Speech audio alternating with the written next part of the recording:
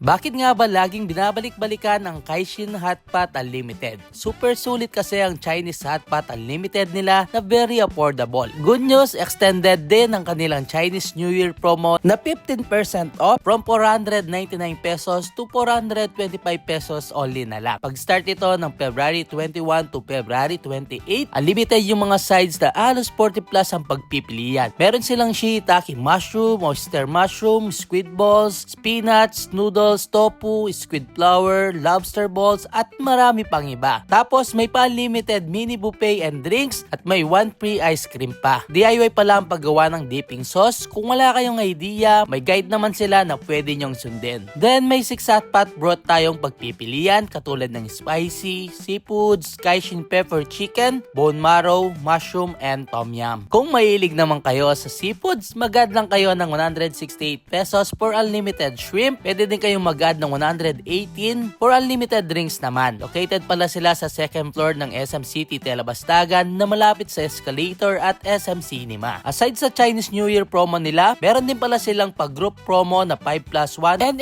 8+2. Every 5 or 8 paying adults, free na yung isa or dalawa. Tapos children below 4.5 feet, less 50% off. Free naman ang children below 3.5 feet. Kaya kung naghahanap kayo ng super sulit na Hotpot Unlimited sa Pampanga, mag-visit na kayo sa Kaixin Unlimited SM City Telebastagan branch.